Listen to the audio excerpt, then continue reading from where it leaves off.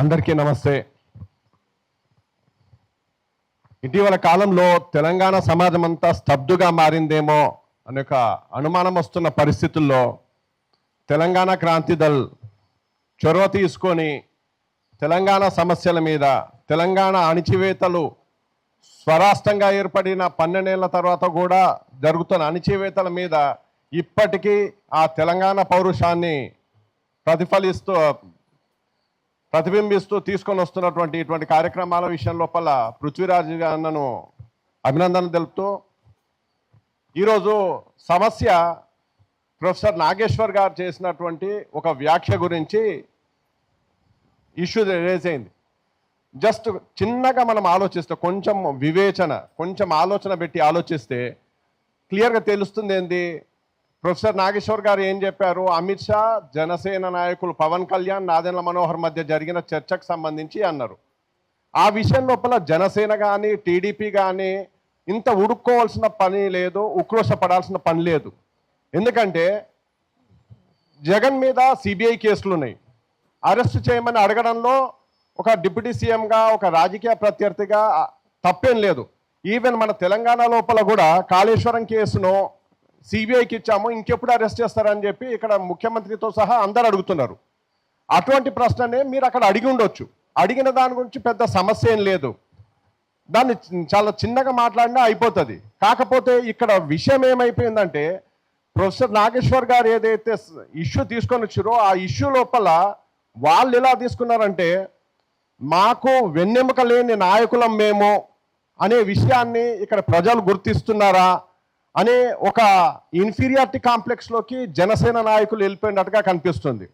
అటు టీడీపీ నాయకులు కూడా మనం అబ్జర్వ్ చేసి చూస్తే, టీడీపీ నాయకులు గతంలో ఉన్నటువంటి నాయకులందరూ కూడా చంద్రబాబు, పవన్ కళ్యాణ్తో సహా అందరూ ఢిల్లీలో ఉన్న పాలకులకు వంగి వెన్ను వంచి దండాలు పెడుతున్న సిచ్యుయేషన్ మనం చూస్తున్నాం.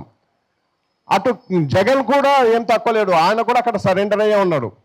ఇక్కడ ఆంధ్రప్రదేశ్ ప్రజల ముందు మాకు వెన్నెముక లేని నాయకత్వం ఉంది అనే ఒక అంశం ముందుకు వస్తుందన్న ఉద్దేశంతో ఆ అంశాన్ని పక్కకు తీసుకెళ్లాలంటే ప్రొఫెసర్ నాగేశ్వర్ గారు ఏదైతే పెద్ద దేశద్రోహం చేశారు అనే టైప్ లోపల ఒక ఫేక్ ప్రచారాన్ని జనంలోకి తీసుకుంటూ వెళ్ళిపోయారు.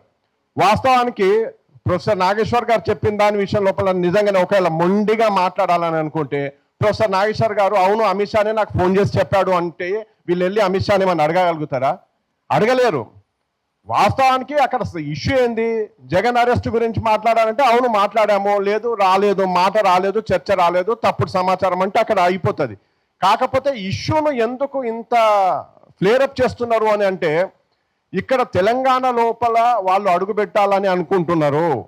రేపు జిహెచ్ఎంసీ ఎలక్షన్స్లో వేదికగా తీసుకొని ఇక్కడ అడుగు పెట్టాలని, దానికి అనుకూలంగా అక్కడ కేంద్రంలో ఉన్నటువంటి బీజేపీ వాళ్ళ డైరెక్షన్ లోపల ఇక్కడ ఉన్నటువంటి తెలంగాణ రాష్ట్ర ప్రభుత్వము, తెలంగాణలో ఉన్న ప్రతిపక్షము, అటు ఆంధ్రాలో ఉన్న అధికార ప్రతిపక్షాలు వీళ్ళందరూ కూడా హైదరాబాద్ను పాగా వేయడానికి చేస్తున్న కుట్రలో భాగంగా ప్రొఫెసర్ నాగేశ్వర్ మీదనే కేసు పెట్టి మేము చర్యలు తీసుకున్నప్పుడు మిగతా వాళ్ళు ఎంత ఉంటారని ఒక మెసేజ్ని ఇవ్వాలని చెప్పేసి అని అనుకుంటున్నారు. కాకపోతే అక్కడ ఆంధ్రాలో ఉన్న వాళ్ళు కానీ ఇక్కడ తెలంగాణలో ఉన్నటువంటి పాలకులు, అధికార పక్షాలు గుర్తుంచుకోవాల్సింది ఏంటంటే, తెలంగాణ ప్రజల పౌరుషము ఇంటాక్ట్ ఉంది.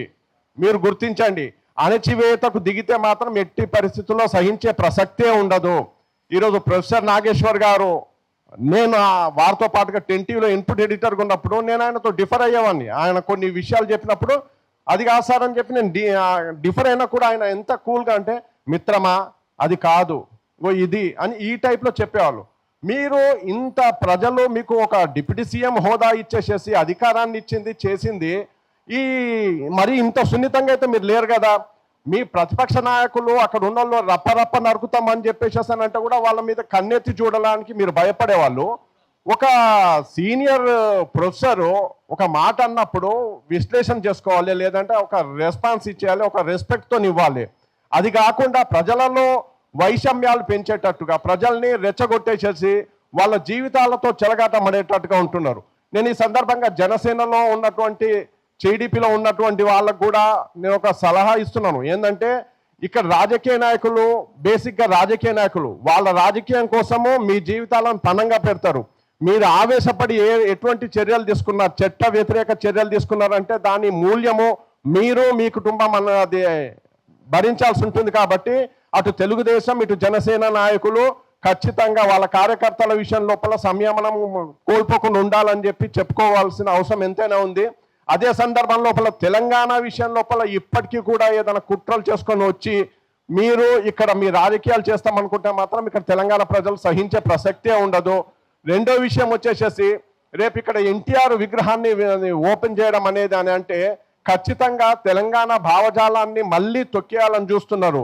వీళ్ళు అనుకుంటున్నది ఏంది, వీళ్ళు ప్రతి ఒక్కరు కూడా అది పెద్ద పెద్ద మెగాస్టార్లు అందరూ కూడా తెలుగు తల్లి సినీ కళామ తల్లికి సేవ చేస్తున్నాం అంటున్నారు. సినీ కళామ తల్లికి అసలు ఏం చేస్తారో తెలియదు, కానీ మీరు మాత్రం కోట్లు కోట్లు వెనకేసుకుంటున్నారు. ఈరోజు ఎన్టీఆర్ విగ్రహం ద్వారా రేపు రాబోయే జిహెచ్ఎంసీ ఎన్నికల లోపల ఇక్కడ ఆంధ్ర భావజాలాన్ని ఆంధ్ర ఆధిపత్య ధోరణులను మళ్ళీ ఇక్కడ పీట వేయడానికి ఈ ముఖ్యమంత్రి రేవంత్ రెడ్డి అవకాశం కల్పిస్తున్నారు. ఇది నిప్పుతో చెలగాటం ఆడడం అవుతుంది. ముఖ్యమంత్రి రేవంత్ రెడ్డి ఇమ్మీడియట్గా ఈ విషయం లోపల తన నిర్ణయాన్ని ఉపసంహరించుకోవాలి. కాకపోతే తెలంగాణ ప్రజలు ఖచ్చితంగా దీనికి సంబంధించి ఆంధ్ర పాలకుల ఆదేశాలకు అలాగే కేంద్రంలో ఉన్నటువంటి బీజేపీ పాలకుల కుట్ర రాజకీయాలకు తెలంగాణను ఒక ప్లాట్ఫామ్గా చేసే ప్రయత్నం జరుగుతుంది. ఈ విషయం లోపల తెలంగాణ ప్రజలందరూ కూడా అప్రమత్తంగా ఉండాలి. అణచివేతం విషయం లోపల ఖచ్చితంగా ప్రతిఘటిస్తూ ఉండాలి. అలా తెలంగాణ సమాజం ఉంటుందన్న నమ్మకంతోనే జై తెలంగాణ.